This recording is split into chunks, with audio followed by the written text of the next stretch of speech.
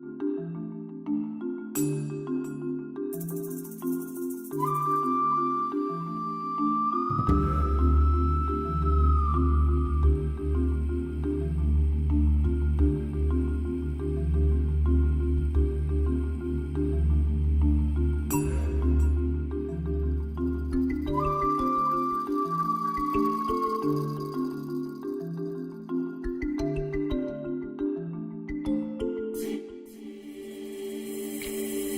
afternoon, Frank. Good afternoon, Brian. Professor Brian Sploder, how are you?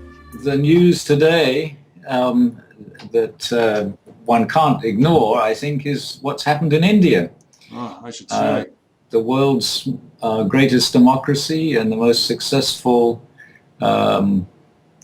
modern successor to the colonial era, which is playing such an important part in world affairs today, and a special ally of the United States in the nuclear age.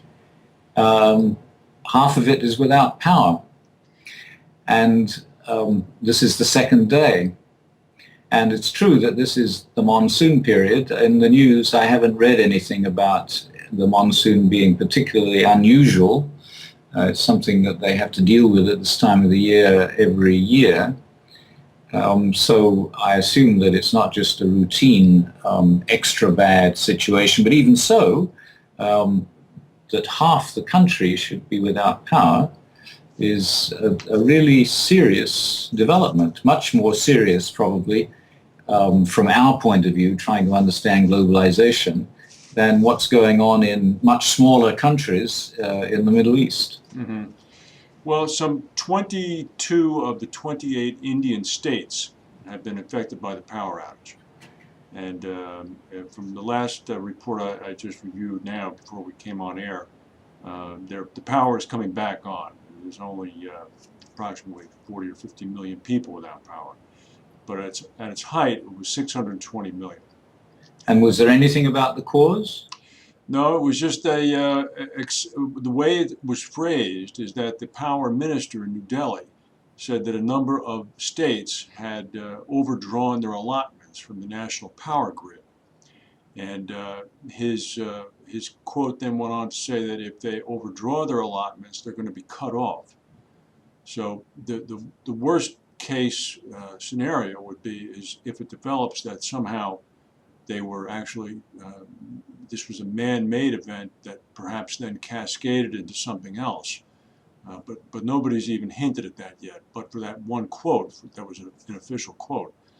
But they were all, the horror stories are unbelievable. I mean, coal miners trapped underground who could not get the elevator back up, electric crematoria that were stopped in mid-burn so that grieving people had only half consumed bodies of their loved ones. This was actually in Al Jazeera. And on and on and on. Trains stopping in the middle of nowhere. God knows what it did to the air traffic control system. Hospitals that did not have redundant power sources basically knocked out.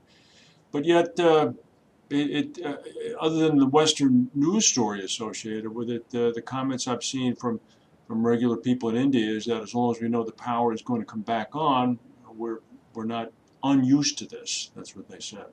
Well, it's not that long ago in India that if the power went off, people would hardly have noticed. Mm-hmm. But now, because of the tremendous leap in modernization of the last 20 years in India, there's an enormous dependence on these national systems of infrastructure. And the government has great difficulty keeping up with it because electricity is still a government effort.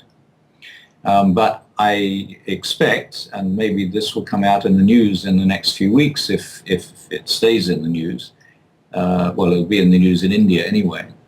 There are large corporations in India that have their own power and provide the infrastructure for significant areas around them, mm-hmm. Not depending upon the national infrastructure. Mm-hmm. So it seemed to me that what was particularly interesting about this is that as we get more and more advanced in our movement of its social integration and larger, I like to talk about arenas of interaction, people becoming part of larger and larger communities, we become more and more dependent on these the technological basis that provides our infrastructure. And if something goes wrong, everything fails. Well, that's an interesting observation, because there's two things that are certain to come now in the news. The first will be, and it will probably start by this weekend in the Sunday papers, a reflection as to the event in India, perhaps serving as a warning for the United States' own problems with its own electricity grid, which is known to be woefully antiquated. And if you talk to any utility executive, especially in the summertime, I mean, they basically are like living on a knife's edge, hoping that it's not going to turn into brownouts, which would then lead to other things. The other thing is that when you mentioned the globalization aspect of this, if you ever go to Google and type in continental North America gas lines, and you see a map of the United States and Canada, you will be struck by it looks like a railroad system, the number of underground natural gas lines that run through this country. And if you do the same in Europe, you'll see the same thing. And it really only rises to the public notice on two occasions that I can think of, actually three. The PKK is constantly blowing up the Turkish gas line that comes from Turkey out into the Middle East.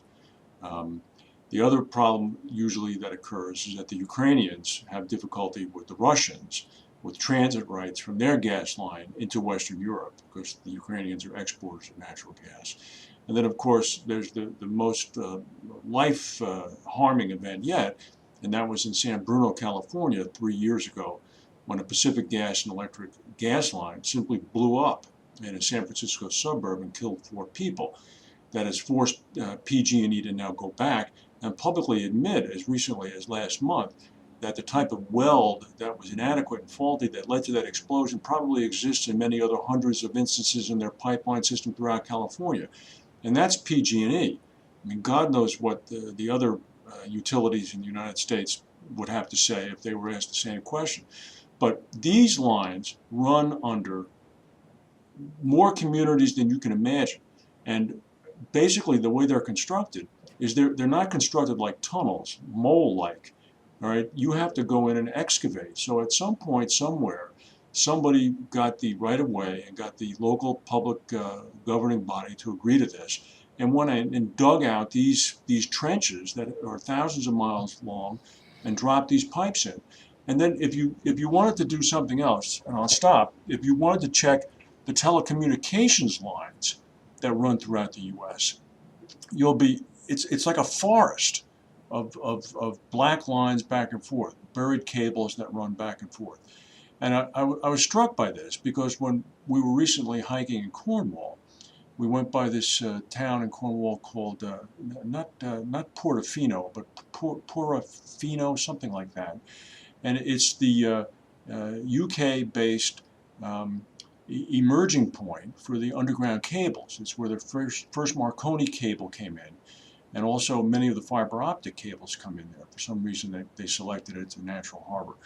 But you begin to realize that for all this ephemeral kind of web-based stuff, we're awfully dependent on like shovels, dirt, laying pipes, having things like strung wires, men climbing poles. I mean, it really can get very basic, very fast, and it's something that to even have created it required an awful lot of local coordination, if not cooperation.